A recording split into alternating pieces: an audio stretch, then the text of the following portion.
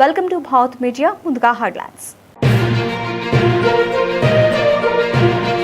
అండమాన్లోని సముద్ర గర్భంలో అతిపెద్ద జాతీయ జెండా ఆవిష్కరణ. గిన్నిస్ వరల్డ్ రికార్డ్స్ లో చోటు దక్కించుకున్న భారత్.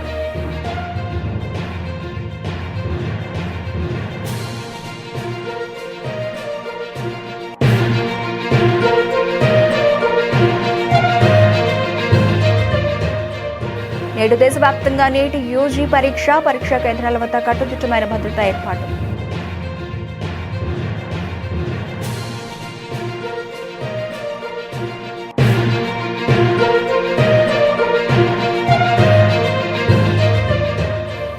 అస్సాంలో హోటల్ పాలిటిక్స్ సంకేతాలు. రంగంలోకి Congress party trouble maker DK.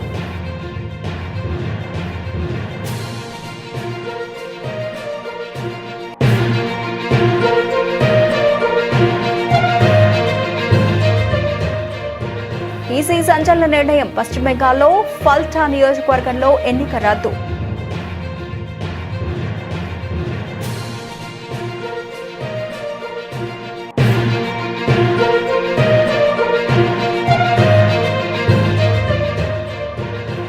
ఉద్యోగులకు సీఎం రేవంత్ 4 వరాలు. పీఆర్సీపై కీలక ఆదేశాలు.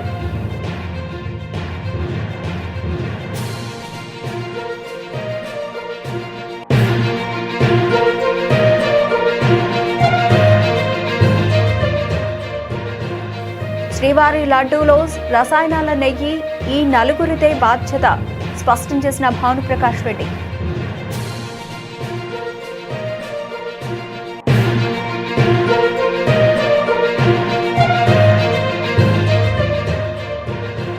ట్రాఫిక్ ఉల్లంఘనలపై ఉక్కుపాదం. ఔటర్ రోడ్డుపై ప్రమాదాల నివారణకు కఠిన చర్యలు తీసుకోవాలి ఆదేశించిన డీజీపీ ఆనందం.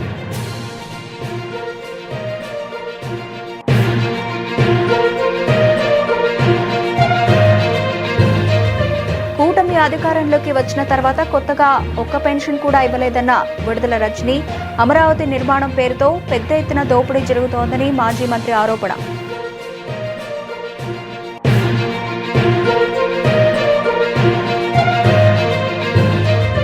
ప్రభుత్వంపై నిరుద్యోగ యువత తిరగబడే రోజులు దగ్గరలోనే ఉన్నాయి. మాజీ మంత్రి హరీష్ రావు జోస్యం.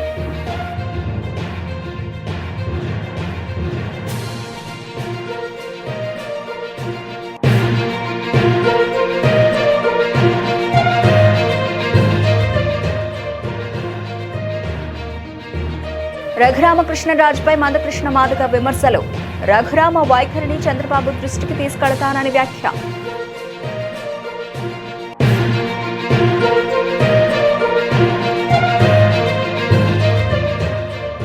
ముంబై ఇండియన్స్ పై చెన్నై సూపర్ కింగ్స్ ఘన విజయం. ఐపీఎల్లో ముంబైపై 20 విజయాలు సాధించిన తొలి జట్టుగా సీఎస్కే రికార్డ్స్.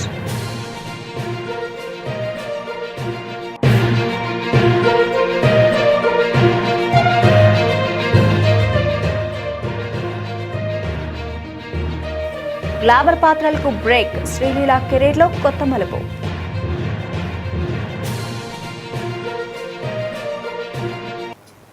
భారత్ సరికొత్త చరిత్ర సృష్టించింది. అండమాన్ నికోబార్ దీవుల్లోని ప్రఖ్యాత రాధానగర్ బీచ్ లో సముద్ర గర్భంలో అతిపెద్ద జాతీయ జెండాను ఆవిష్కరించి గిన్నిస్ వరల్డ్ రికార్డును సొంతం చేసుకుంది.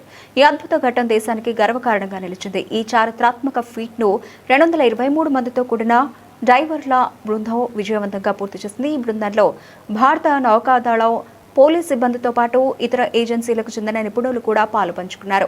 అత్యంత సమన్వయంతో వీరంతా కలిసి నీటి అడుగున త్రివర్ణ పతాకాన్ని రెపరెపలాడించారు. ఈ కార్యక్రమం విజయవంతం కావడంతో సముద్రంలో ఆవిష్కరించిన అతిపెద్ద జాతీయ జెండాగా ఇది గిన్నిస్ వరల్డ్ రికార్డ్స్ లో అధికారికంగా నమోదైంది. ఈ ఘనతతో అండమాన్ నికోబార్ దీవుల పేరు మరోసారి ప్రపంచ యవనికపై నిలిచింది. ఈ అపురూప దృశ్యం దేశ ప్రజల్లో స్ఫూర్తిని నింపింది.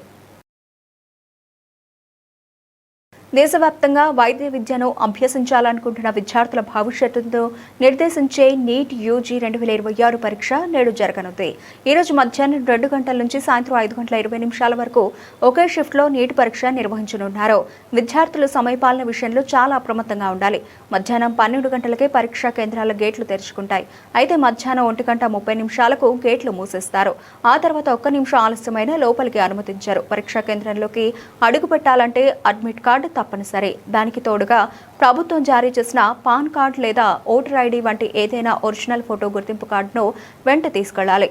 స్మార్ట్ ఫోన్లు, బ్లూటూత్ పరికరాలు, ఇయర్ ఫోన్లు, పేజర్లు వంటి ఎలాంటి ఎలక్ట్రానిక్ గ్యాడ్జెట్స్ అనుమతించరు. ఒకవేళ పొరపాటున తీసుకొచ్చినా వాటిని భద్రపరచడానికి కేంద్రాల్లో ఎలాంటి సదుపాయం ఉండదు. వాటికి విద్యార్థులే బాధ్యత వహించాల్సి ఉంటుంది. వస్త్రధారణపై స్పష్టమైన కఠినమైన మార్గదర్శకాలు ఉన్నాయి. అబ్బాయిలు సాధారణ ప్యాంట్లు, జీన్స్ ధరించవచ్చు, కానీ బూట్లకు బదులుగా కేవలం స్లిప్పర్స్ మాత్రమే వేసుకోవాలి. అలాగే క్యాప్స్, మఫ్లర్లు తలకు ధరించకూడదు. ఇక అమ్మాయిలు లెగ్గింగ్స్ లేదా సాధారణ ప్యాంట్లు వేసుకోవచ్చు. వీరు కూడా సింపుల్ శాండిల్స్ ధరించాలి తప్ప షూస్ వేసుకోకూడదు.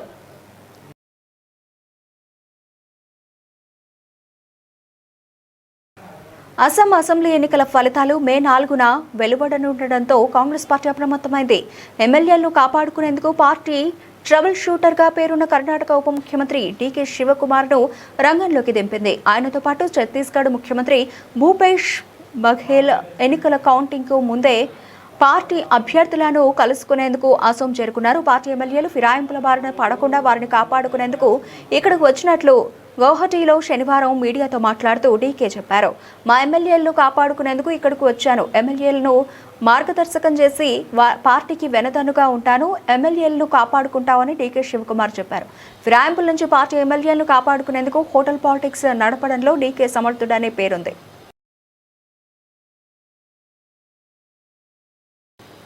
పశ్చిమ బెంగాల్ దక్షిణ 24 పరగణాల జిల్లాలోని ఫల్టా అసెంబ్లీ నియోజకవర్గంలో ఏప్రిల్ 29న జరిగిన పోలింగ్ను ఎన్నికల సంఘం పూర్తిగా రద్దు చేసింది. పోలింగ్ సందర్భంగా తీవ్రమైన అవకతవకలు జరగడంతో పాటు ప్రజాస్వామ్య ప్రక్రియకు విఘాతం కలిగిందని నిర్ధారించుకున్న ఈసీ ఈ మేరకు ఆదేశాలు జారీ చేసింది. నియోజకవర్గంలోని మొత్తం 285 పోలింగ్ కేంద్రాల్లో మే 21వ తేదీకి పోలింగ్ నిర్వహించనున్నట్లు ఈసీ తన అధికారిక ప్రకటనలో స్పష్టం చేసింది. మే 21న ఉదయం 7 గంటల నుంచి సాయంత్రం 6 గంటల వరకు పోలింగ్ జరుగుతుంది. మే 24న ఓట్ల లెక్కింపు చేపడతారు. అయితే పశ్చిమ బెంగాల్లోని మిగతా 293 అసెంబ్లీ నియోజకవర్గాల్లో షెడ్యూల్ ప్రకారం రేపు ఓట్ల లెక్కింపు యథావిధిగా కొనసాగుతుంది. పోలింగ్ రోజున ఫల్టాలో ఈవీఎంల ట్యాంపరింగ్, అనేక బూతులలో నిఘా కెమెరాలను స్విచ్ ఆఫ్ చేయడం వంటి తీవ్రమైన ఆరోపణలు వెల్లువెత్తాయి. కొన్ని బూతులలో ఈవీఎంలకు టేపులు చుట్టడం, మధ్యాహ్నం 1 గంటకు వాటిని తొలగించే సమయానికే 58% పోలింగ్ నమోదు కావడం ఎన్నికల పారదర్శకతపై సందేహాలకు దారితీసింది. దీనిపై వచ్చిన ఫిర్యాదులను పరిశీలించిన ప్రత్యేక పరిశీలకుడు సుబ్రతా గుప్తా క్షేత్రస్థాయిలో పర్యటించి ఈసీకి నివేదిక సమర్పించారు. ఈ నివేదిక ఆధారంగానే ఎన్నికల సంఘం నియోజకవర్గం మొత్తం పోలింగ్ను రద్దు చేస్తూ కఠిన నిర్ణయం తీసుకుంది.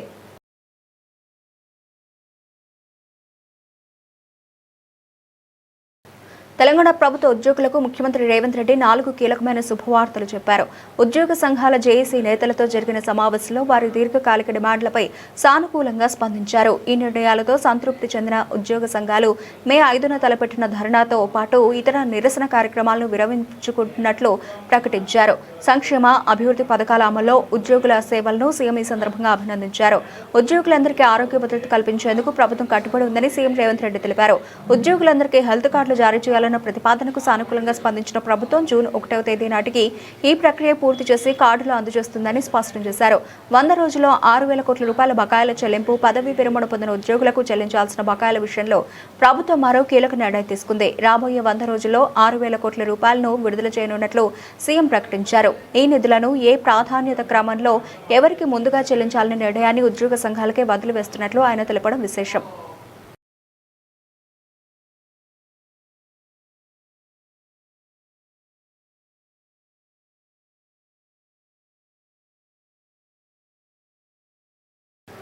తిరుమల తిరుపతి దేవస్థానానికి సరఫరా చేసిన రసాయనాల నెయ్యికి ఆ నలుగురిదే బాధ్యత అని పాలక మండలి సభ్యుడు బీజేపీ నేత భానుప్రకాష్ రెడ్డి తెలిపారు. దినేష్ కుమార్ ఏకసభ్య కమిషన్ కూడా అదే విషయాన్ని స్పష్టం చేసిందన్నారు. ఆదివారం భానుప్రకాష్ రెడ్డి మాట్లాడుతూ అప్పటి TTD EO Anil Kumar Singhal, YV Subbareddy, AV ధర్మారెడ్డితో పాటు భూమన కరుణాకర్ రెడ్డి పాత్ర కీలకమని కమిషన్ తేల్చిందన్నారు. నిబంధనలు సడలింపు వల్లనే నెయ్యి కల్తీ జరిగిందని చెప్పారు. మే 6వ తేదీన టీటీడీ పాలక మండలి సమావేశం జరుగుతుందన్నారు. ఈ సమావేశంలో ఈ నలుగురుపై చర్యలు తీసుకోవాలని తీర్మానం చేస్తామని భానుప్రకాష్ రెడ్డి స్పష్టం చేశారు.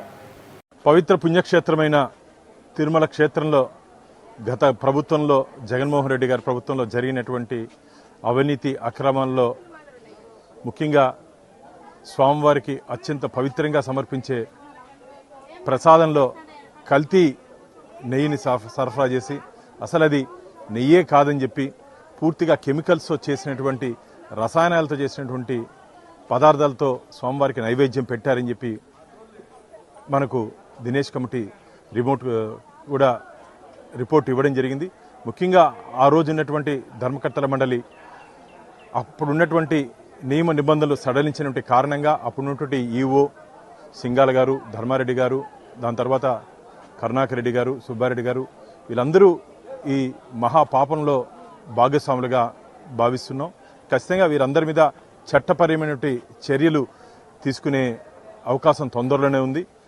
రాబో ధర్మకర్తల మండలి 6వ తేదీ జరగబో ధర్మకర్తల మండలి సమావేశంలో దీని మీద చర్చించి వారి మీద ఏ విధంగా క్రిమినల్ ప్రొసీడింగ్స్ తీసుకోవాలో ఆ విధంగా ఖచ్చితంగా మేము ముందుకు పోతాం. ఎవరిని వదిలే ప్రసక్తే లేదు. స్వామి దగ్గర అపచారం చేసిన వాళ్ళందరినీ రాబో రోజుల్లో చట్ట పరిధిలో చట్టరీత్యా వాళ్ళందరికీ శిక్ష పడే విధంగా ధర్మకర్తల మండలి కృషి చేస్తుంది, చర్యలు తీసుకుంటుంది. ట్రాఫిక్ ఉల్లంఘనలపై ఉక్కుపాదం మోపాలని, డ్రంక్ అండ్ డ్రైవ్ తనిఖీలు, హెల్మెట్, సీట్ బెల్ట్ ధరించని వారిపై చట్ట ప్రకారం చర్యలు తీసుకోవాలని డీజీపీ సివి ఆనంద్ స్పష్టం చేశారు. డీజీపీ కార్యాలయంలో ట్రాఫిక్ ఉన్నతాధికారులతో సమీక్ష నిర్వహించారు. ఔటర్ రింగ్ రోడ్డుపై చోటు చేసుకుంటున్న వరుస ప్రమాదాల పట్ల ముఖ్యమంత్రి ఆందోళన వ్యక్తం చేశారని, ప్రమాదాల నివారణకు తక్షణమే కఠిన చర్యలు చేపట్టాలని ఆదేశించినట్లు తెలిపారు. నగరంలో వాహనదారులకు, సామాన్య ప్రజలకు అసౌకర్యం కలగకుండా ట్రాఫిక్ పోలీసులు విధులను నిర్వహించాలని దిశానిర్దేశం చేశారు. రోడ్డు భద్రతను మరింత బలోపేతం చేసే దిశగా ప్రభుత్వం త్వరలోనే traffic management and road safety బ్యూరోను ఏర్పాటు చేయనున్నదని, దీనికి సంబంధించిన కసరత్తు జరుగుతోందని వెల్లడించారు. ఈ బ్యూరో అతి త్వరలోనే అందుబాటులోకి వచ్చి ట్రాఫిక్ నిర్వహణలో కీలక పాత్ర పోషిస్తుందని ఆశాభావం వ్యక్తం చేశారు. సమావేశంలో future city traffic joint commissioner Chandana దీప్తితో ట్రాఫిక్ డీసీపీలు రాహుల్ హెగ్డే, అలాగే కాజల్ సింగ్, రాహుల్ రెడ్డి, అవినాష్ కుమార్, శేషాద్రిని రెడ్డి, శ్రీనివాస్ ఇతర ఉన్నతాధికారులు పాల్గొన్నారు. కూటమి ప్రభుత్వంపై వైసీపీ నాయకురాలు మాజీ మంత్రి విడతల రజని నిప్పులు చెరిగారు. ముఖ్యమంత్రి చంద్రబాబుకి అమరావతిలోని అద్దాల మేడలపై ఉన్న ప్రేమ సామాన్య ప్రజలపై లేదని ఆమె మండిపడ్డారు. అధికారంలోకి వచ్చాక కనీసం ఒక్క కొత్త పెన్షన్ అయినా ఇచ్చారా అని ప్రశ్నించిన ఆమె, జగన్ హయాంలో 66 లక్షలకు పైగా ఉన్న పెన్షన్లలో ఇప్పుడు ఏకంగా 6 లక్షల పెన్షన్లను కట్ చేశారని ఆరోపించారు. 50 ఏళ్లు దాటిన వారికి పెన్షన్ ఇస్తామన్న హామీని కూడా గాలికి వదిలేశారని విమర్శించారు. ఒకవైపు రికార్డు స్థాయిలో అప్పులు చేస్తూ ఆ నిధులను చంద్రబాబు, పవన్ కళ్యాణ్, నారా లోకేష్ తమ విలాసాల కోసం ప్రత్యేక విమానాలు, హెలికాప్టర్ల ప్రయాణాల కోసం వృధా చేస్తున్నారని ఆగ్రహం వ్యక్తం చేశారు. అమరావతి నిర్మాణాల పేరుతో పెద్ద ఎత్తున దోపిడీ జరుగుతోందని, అడుగుకు 18,500 రూపాయల పైనే ఖర్చు చేయడం దేశంలో ఎక్కడా లేని విడ్డూరమని రజని పేర్కొన్నారు. 4 సంవత్సరాలు 1000 కోట్లు చొప్పున ఖర్చు పెడితే ఎంచక్కగా మా నాయకుడు జగన్మోహన్ రెడ్డి గారు 17 మెడికల్ కాలేజెస్ అనుకున్నారు. ఒక 6 మేము ప్రారంభించాము. ఆ 11 రాష్ట్ర ప్రజలకు అందుబాటులోకి వస్తాయి కదా, రాష్ట్ర ప్రజల ఆరోగ్యం బాగుపడుతుంది కదా, రాష్ట్ర ప్రజలు సంతోషంగా ఉంటారు కదా, ఎందుకు మీకు ఆలోచన తట్టదు? ఈరోజు రాష్ట్రంలో ఏ గవర్నమెంట్ హాస్పిటల్కి వెళ్ళినా కూడా మందులు లేవు, సూదులు లేవు. మొన్న ఎక్కడికో వెళ్ళి చూశాను, మొన్న గుంటూరు జీజీహెచ్కి ఏదో పని మీద వెళ్ళాను, లైట్లు కూడా పనిచేయట్లేదు. ఇది ఇప్పుడున్నటువంటి పరిస్థితి. ఇటుకే దిక్కులేదు. ఫస్ట్ ఇటు గురించి చూడండి. ఇదే 2,500 కోట్లు నిజంగా మీరు ఖర్చు పెట్టదలుచుకుంటే మీరు కొత్త పెన్షన్స్ చాలా ఇవ్వచ్చు. ఈ రోజున మనం చూస్తా ఉన్నాము, నాడు నేడు పనులు నోచుకోక స్కూళ్ల పరిస్థితి. మరి ఆ స్కూళ్ల డెవలప్మెంట్ కోసము ఖర్చు చేయొచ్చు, హాస్పిటల్ల డెవలప్మెంట్ కోసం ఖర్చు చేయొచ్చు. రైతులు రోడ్డెక్కి ఏడుస్తా ఉన్నారు. మరి మొక్కజొన్న రైతులైతే ఏ విధంగా బాధిస్తున్నారు, కన్నీళ్లు పెడుతున్నారో వాళ్ళ బాధలు తీర్చొచ్చు, మహిళలకు న్యాయం చేయొచ్చు. ఇలా యునేమిట్ లైక్ ఎవరినైనా కూడా బీసీ హాస్టల్స్, ఎస్సీ హాస్టల్స్, గిరిజన హాస్టల్స్ లో ఎంతో మంది సరైన ఫుడ్, ప్రాపర్ శానిటేషన్ లేక, సరైన తాగునీళ్ళు లేక, ఆరో ప్లాంట్లు లేక ఈరోజు ఆ కలుషితమైనటువంటి పరిస్థితుల్లో ఎంతమంది ప్రాణాలు పోతున్నాయి.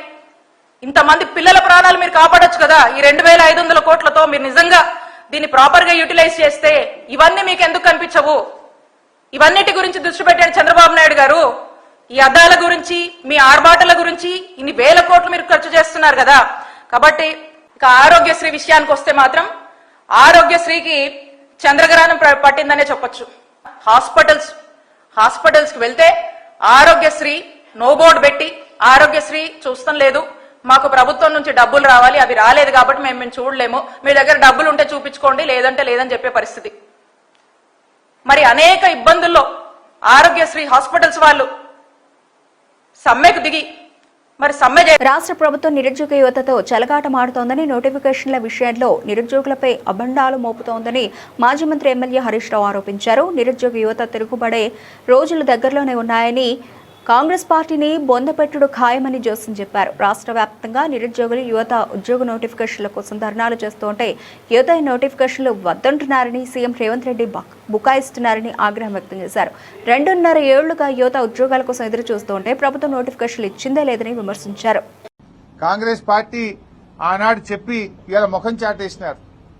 పక్కనే సినిమా థియేటర్ ఇనాగ్రేషన్ కు పోతుండు రేవంత్ రెడ్డి గాని అశోక్ నగర్ సెంట్రల్ లైబ్రరీ వైపు కన్నెత్తి కూడా చూస్తలేడు.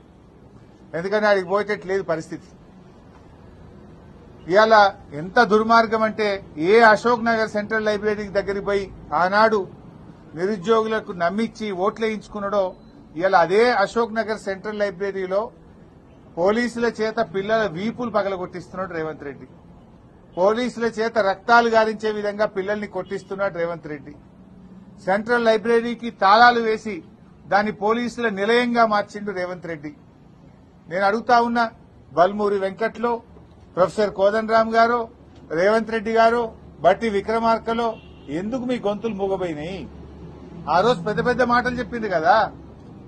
ఆనాడు కేసీఆర్ గారు 2 లక్షల ఉద్యోగాలకు నోటిఫికేషన్ ఇచ్చారు. 1,60,000 ఉద్యోగాలు మేము నింపాం. బీఆర్ఎస్ హయాంలో 1,60,000 నింపినాం. ఆ మిగిలిన వాటికి నువ్వు కాయిదాలు పంచి నేనే పంచినా అని చెప్పుకుంటున్నావు. మొన్న అసెంబ్లీలో అసలు నువ్వు ఇచ్చిన ఉద్యోగాలన్నీ రేవంత్ రెడ్డి నీ ప్రభుత్వం వచ్చినాక అంటే అసెంబ్లీలో ముఖ్యమంత్రే సమాధానం చెప్పిండు 16,000. నువ్వు ఇచ్చింది 16,000. ఇస్తానన్నది 2 లక్షలు, ఇచ్చింది 16,000. మరి మిగతా 1,84,000 ఉద్యోగాలు ఎప్పుడు ఇస్తావు? మరి ఆ మిగతా 1,84,000 ఎప్పటిలోకి ఇస్తావు? ఆల్రెడీ సగం పీరియడ్ అయిపోయింది. 2.5 సంవత్సరాలు అయిపోయింది నీది. ఇంకా నీ నోటిఫికేషన్ ఎప్పుడు, పరీక్ష ఎప్పుడు, ఫలితాలు ఎప్పుడు, ఉద్యోగాలు ఇచ్చుడు ఎప్పుడు? ఆ రోజు మేము ఆ రోజు ఢిల్లీ నుంచి గల్లీ తీసుకున్న రాహుల్ గాంధీ గారు అశోక్ నగర్, దిల్సుఖ్ నగర్ కు వచ్చి టీలు బిర్యానీలు తిని మా కోసం నేనున్నాను అని చెప్పి మమ్మల్ని నయవంచనగా ఎన్నికల్లో వాడుకొని ఇలా ఒక్క నోటిఫికేషన్ ఇవ్వకుండా ఇలా రాష్ట్రంలో 4 దిక్కుల నిరుద్యోగులను ఇలా మోసం చేసిన ప్రభుత్వం ఈ కాంగ్రెస్ ప్రభుత్వం. ఎక్కడ మీ 2 లక్షల ఉద్యోగాలు? ఎక్కడ మీ మెగా డిఎస్సి? ఎక్కడ ఇలా నిరుద్యోగ వృత్తి? ఎక్కడ మీ జాబ్ క్యాలెండర్? ఇలా డమ్మీ జాబ్ క్యాలెండర్ ని అసెంబ్లీ వేదిక పెట్టి ఇలా నయవంచన చేసిన ప్రభుత్వం ఈ కాంగ్రెస్ ప్రభుత్వం. GO 29 తీసుకొచ్చి ఇలా ఎస్టీ, ఎస్సీ, బీసీ పిల్లలకు అన్యాయం చేసిన ప్రభుత్వం ఇలా కాంగ్రెస్ ప్రభుత్వం. ఇలా GO 46 ఎక్కడ వేసిన గొంగళి అక్కడే ఉన్నది. ఆ రోజు GO 40 తీసేసి మా ప్రభుత్వం రాగానే ఇలా మేము కొత్త ఉద్యోగాలు ఇస్తామని చెప్పి ఇలా మోసం చేసింది. ఆ GO 46 లో వేసిన కమిటీ ఎక్కడ ఉంది? సిలబస్ కమిటీ ఎక్కడ ఉంది? శాంతకుమారి కమిటీ ఎక్కడ ఉంది? ఎప్పుడైతే ఎలక్షన్స్ వస్తాయో మళ్ళా కొత్త డ్రామా స్టార్ట్ అవుతుంది. ఏమని? రాబోయే రోజుల్లో మెగా డిఎస్ అంటారు, రాబోయే రోజుల్లో పోలీసు ఉద్యోగాలు అంటారు.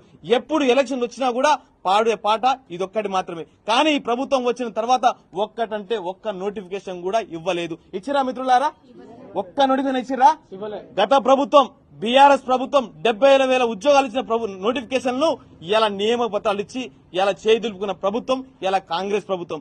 మేము అశోక్ నగర్ లో, దిల్సుఖ్ నగర్ లో, రాష్ట్రం నలుమూలలో, ఇలా కరీంనగర్ లో, ఆదిలాబాద్ లో పలు చోట్ల కూడా మాకు నోటిఫికేషన్లు కావాలని ధర్నాలు చేస్తుంటే ఇలా ఏం తెలియని ముఖ్యమంత్రి సీఎం రేవంత్ రెడ్డి గారు ఇలా నోటిఫికేషన్లు వద్దని ఇలా ధర్నాలు చేస్తున్నారని చెప్తున్న దద్దమ్మ సీఎం ఇలా రేవంత్ రెడ్డి గారు. ఇలా మా తల్లిదండ్రులు ఎంతో. పశ్చిమ గోదావరి జిల్లా ఆకువీడులోని రామాలయం స్థల వివాదంపై MRPS వ్యవస్థాపక అధ్యక్షుడు మందకృష్ణ మాదిగ తీవ్రంగా స్పందించారు. ఈ వివాదంలో స్థానిక MLA, assembly deputy speaker Raghuramakrishnaraju వ్యవహరిస్తున్న తీరును ఆయన తప్పుపట్టారు. అభివృద్ధి పేరుతో బలహీన వర్గాలను ఇబ్బంది పెడితే ఊరుకునే ప్రసక్తి లేదని ఆయన హెచ్చరించారు. ప్రస్తుతం ఈ అంశం ఆంధ్రప్రదేశ్ హైకోర్టులో విచారణలో ఉన్న నేపథ్యంలో మందకృష్ణ మాదిగ ఆచితూచి స్పందించారు. కోర్టు తీర్పు వెలువడిన తర్వాతే తమ తదుపరి కార్యాచరణను, పూర్తిస్థాయి స్పందనను తెలియజేస్తామని ఆయన స్పష్టం చేశారు. అయితే వెనుకబడిన వర్గాల ప్రయోజనాలకు భంగం కలిగించేలా ఎవరు వ్యవహరించినా సహించేది లేదని తేల్చి చెప్పారు. కూటమి ప్రభుత్వం విజయంలో తమ వంతు పాత్ర ఉందని అన్నారు. రఘురామ వైఖరి వల్ల ప్రభుత్వ ప్రతిష్ట దెబ్బతినే అవకాశం ఉందని ఆందోళన వ్యక్తం చేశారు. రఘురామ ప్రవర్తన వల్ల ప్రభుత్వానికి కీడు జరుగుతుందని, ఈ విషయాన్ని స్వయంగా ముఖ్యమంత్రి చంద్రబాబు దృష్టికి తీసుకెళ్తానని ఆయన వెల్లడించారు. ఆకివీడు మా దళిత వాడలోకి సంబంధించిన అంశం ఏదైతే అది కూడా హిందూ దేవాలయమే అనుకుంటా. ఏది గొంతాలమ్మ గుడి అండ్ గ్రామ సేవడికి సంబంధించిన అంశం. ఇప్పుడు మన రాములవారి దేవాలయం అనే పేరుతో ఏదే కొత్త అంశం ముందుకొచ్చిందో వాటి మీద ఒక నిజ నిర్ధారణకు సంబంధించిన విషయంలో కోర్టు ఫైనల్ ఏ నిర్ణయం తీసుకుంటుంది అనే దాని మీద మేము కోర్టు నిర్ణయం కోసం మాత్రం వేచి చూస్తాం. ఇది మొదటి పాయింట్. కోర్టు ఫైనల్ గా ఏ నిర్ణయం తీసుకుంటది అనే దాని మీద కోర్టు నిర్ణయం కోసం వేచి చూస్తాం. హైకోర్టు తీర్పు ఇచ్చిన తర్వాత దాని మీద మా స్పందన ఏందో బహిరంగ తెలియస్తాం. కానీ ఇక్కడ అది ఉండి నియోజకవర్గంలో కావచ్చు, అది ఆకివీడు కావచ్చు, ఇంకేదైనా కావచ్చు, లేదా ఈ రాష్ట్రం కావచ్చు, దేశం కావచ్చు, మా దళిత వర్గాలకు సంబంధించిన వాళ్ళను ఏ రకంగా ఎవరు ఇబ్బంది పెట్టినా, వాళ్ళు ఏ ఇబ్బంది పెట్టేటోళ్ళు ఏ స్థాయిలో ఉన్నా, మా దళితులు, మా మాదిగా, మా దళిత వర్గాలకు సంబంధించిన వాళ్ళను ఎవరు ఇబ్బంది పెట్టినా, ఎవరు మా ఆత్మగౌరవాన్ని దెబ్బతీసినా, మా మాలలైనా మా మాదిగలైనా ఎవరు మా ఆత్మగౌరవం దెబ్బతీసినా కూడా, ఆ దెబ్బతీసేటోళ్ళు ఏ స్థాయిలో ఉన్నా కూడా ఖచ్చితంగా వాళ్ళను ఉమ్మడిగా మాత్రం మేము ఎదుర్కొంటాం. అందులో ఎక్కడ మేము రాజుపడం, ఉమ్మడిగా ఎదుర్కొంటాం, రాజుపడం. కానీ ఈ వివాదం అంతా ఉండి శాసనసభ్యుడైన రఘురామ రాజకృష్ణ చుట్టూ తిరుగుతున్న విషయం ఈ తెలుగు నేల కాదు, దేశవ్యాప్తంగా చూస్తున్నది. ఈ మొత్తం వివాదం మొత్తం ఆయన చుట్టూ తిరుగుతున్నది. నేను ఆయన మీద ఒక మాట్లాడేదానికంటే ముందు ఒక విషయం నేను చెప్పదలుచుకున్నా. ఖచ్చితంగా మేము ఈ కూటమి గెలుపులో మేము ప్రధాన భాగస్వాములు గనక, ఏది టీడీపీ, జనసేన, బీజేపీ కూటమి గెలుపులో మేము ప్రధాన భాగస్వాములు గనక, ఈయన కూటమి అభ్యర్థే గనక, టీడీపీ అభ్యర్థే గనక ఖచ్చితంగా ఈ త్రిపురాలకు సంబంధించిన, ఈ రఘురామకృష్ణరాజుకు సంబంధించిన అంశం ఖచ్చితంగా నేను పర్సనల్ గానే చంద్రబాబు నాయుడు గారి దృష్టికి తీసుకెళ్తా. నంబర్ 1, పర్సనల్ గానే చంద్రబాబు నాయుడు గారి దృష్టికి నేను తీసుకెళ్తా. ఆయన ఒక రాజ్యాంగ పదవిలో ఉన్నాడు, ఒక శాసనసభ్యుడుగానే కాకుండా ఒక రాజ్యాంగ పదవిలో ఉన్నాడు. ఆయన మాట్లాడే మాటలు ఖచ్చితంగా అది ఒక దళిత క్రైస్తవులే కాకుండా దళితులకు సంబంధించిన వాళ్ళను అది హక్కున చేర్చుకుంటున్నాయా, దూరం చేసుకుంటున్నాయా, లేదా అవమానిస్తున్నాయా, గౌరవిస్తున్నాయా అనే మాట రాష్ట్రం, దేశం చూస్తున్నది. నేనేమిటంటే ఒక ఎమ్మెల్యే మాట్లాడే మాటలు, లేదా ఒక డిప్యూటీ స్పీకర్ మాట్లాడే మాటలు ఆయన ఉన్న పార్టీకి మేలు జరగాలి కానీ కీడు జరగద్దు. ఆయన ఏ పార్టీలో ఉన్నాడో, ఎక్కడ ఉన్నాడో ఆ పార్టీకి మేలు చేసే విధంగా ఉండాలి కానీ కీడు చేసే విధంగా ఉండద్దు. ఇప్పుడు ఆయన మాట్లాడుతున్న మాటలు పార్టీకి, చంద్రబాబు నాయుడు గారికి మేలు చేసేది ఉన్నదా, అది నష్టం చేసేది ఉన్నదా అనే విషయాన్ని ఆయన తేల్చుకోవడానికి ప్రయత్నం చేసే రోజు వస్తుంది. నా వరకు నేను మాత్రం రఘురామకృష్ణరాజు గారు మాట్లాడుతున్న మాటలు ఎంతో కొంత దళిత సమాజాన్ని దూరం చేసేదిగా, పార్టీకి, ప్రభుత్వానికి దూరం చేసే విధంగా, వాళ్ళని అవమానించే విధంగానే ఉన్నదనే మాట నేను కూడా చంద్రబాబు నాయుడు దృష్టికి తీసుకొస్తాను.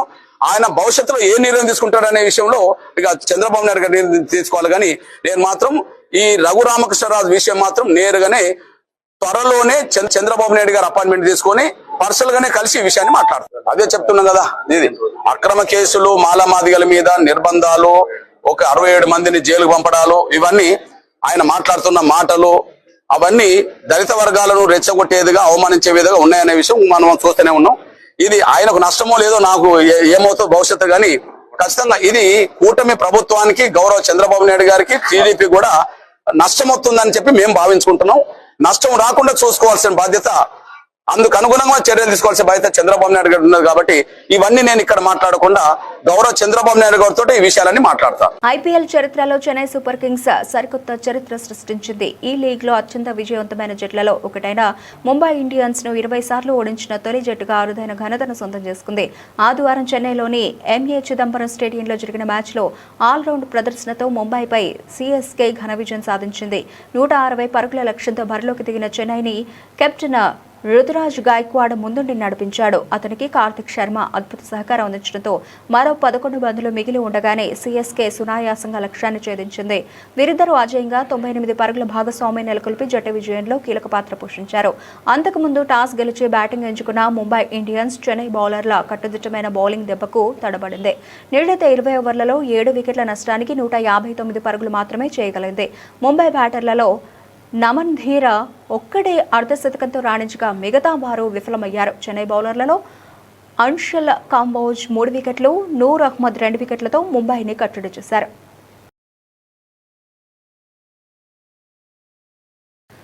టాలీవుడ్ లో తక్కువ కాలంలోనే స్టార్ హీరోయిన్ గా గుర్తింపు తెచ్చుకున్న శ్రీలీల ఇప్పుడు తన కెరీర్ లో కీలక నిర్ణయాలు తీసుకుంటోంది. పెళ్లి సందడి సినిమాతో అలరించిన ఆమె అద్భుతమైన డాన్స్ ఆకట్టుకునే నటనతో యువతలో మంచి ఫాలోయింగ్ సంపాదించుకుంది.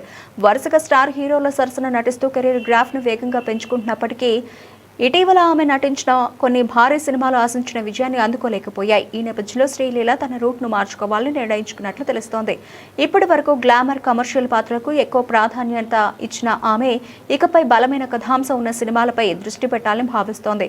ముఖ్యంగా కుటుంబ కథా చిత్రాలు, భావోద్వేగాలకు ప్రాధాన్యం ఉన్న పాత్రల్లో నటించాలని తన కోరికను వెల్లడించింది. ఇక ప్రస్తుతం ఈ యంగ్ హీరోయిన్ కాలీవుడ్ పై ఫోకస్ పెంచింది. ఇప్పటికే పరాశక్తి అనే తమిళ చిత్రంతో అక్కడి ప్రేక్షకులకు పరిచయమైన ఆమె ఇప్పుడు ధనుష్ సరసన ఆయన 55వ చిత్రంలో నటిస్తోంది. ఈ క్రేజీ ప్రాజెక్టుపై భారీ అంచనాలు నెలకొన్నాయి. అలాగే బాలీవుడ్ లో కూడా ఓ సినిమాతో బిజీగా ఉంది. అయితే తన కెరీర్ ప్రయాణంపై స్పందించిన శ్రీలీల, వైవిధ్యభరితమైన పాత్రలే నటిగా నాలోని పూర్తి ప్రతిభను బయటకు తీస్తాయి. కేవలం గ్లామర్ పాత్రలకే పరిమితం కావడం ఇష్టం లేదు. ప్రేక్షకులకు గుర్తుండిపోయే పాత్రలు చేయాలనుకుంటున్నాను అని పేర్కొంది. అందుకే ఇకపై కథల ఎంపికలో మరింత జాగ్రత్తగా వ్యవహరిస్తానని తెలిపింది.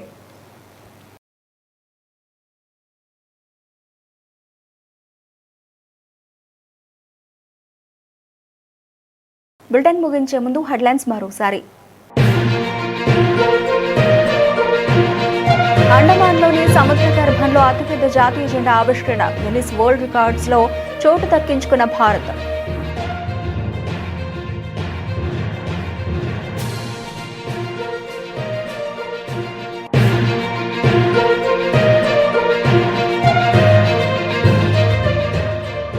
నేడు దేశవ్యాప్తంగా నీటి యూజీ పరీక్షా కేంద్రాల వద్ద కట్టుదిట్టమైన భద్రతా ఏర్పాటు.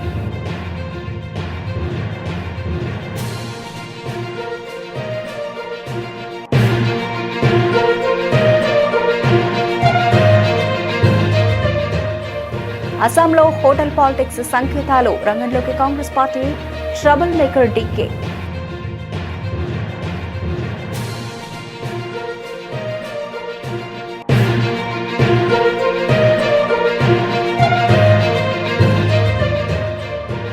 ఈసీ సంచలన నిర్ణయం, పశ్చిమ బెంగాల్లో ఫల్టా నియోజకవర్గంలో ఎన్నిక రద్దు.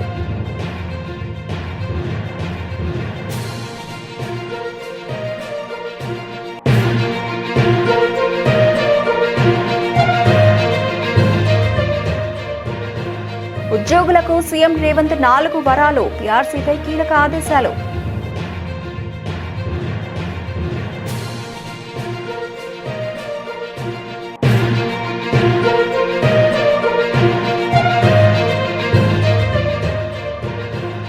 శ్రీవారి లడ్డూలో రసాయనాల నెయ్యి, ఈ 4 బాధ్యత, స్పష్టం చేసిన భానుప్రకాష్ రెడ్డి.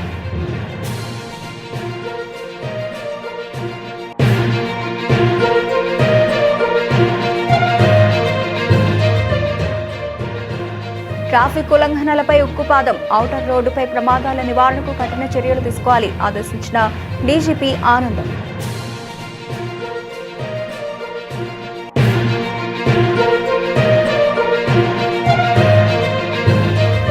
కూటమి అధికారంలోకి వచ్చిన తర్వాత కొత్తగా ఒక్క పెన్షన్ కూడా ఇవ్వలేదన్న విడుదల రజని, అమరావతి నిర్మాణం పేరుతో పెద్ద ఎత్తున దోపిడీ జరుగుతోందని మాజీ మంత్రి ఆరోపణ.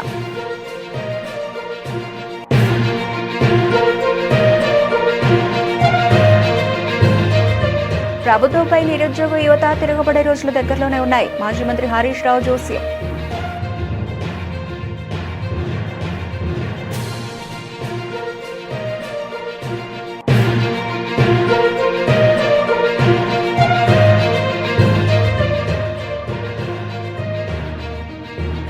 రఘురామకృష్ణరాజుపై మందకృష్ణ మాదిగ విమర్శలు, రఘురామ వైఖరిని చంద్రబాబు దృష్టికి తీసుకెడతానని వ్యాఖ్య.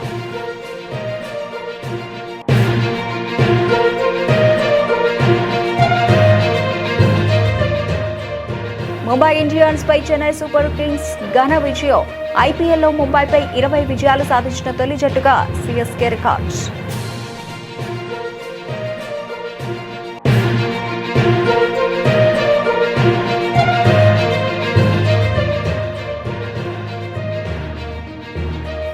గ్లామర్ పాత్రలకు బ్రేక్, శ్రీలీల కెరీర్లో కొత్త మలుపు.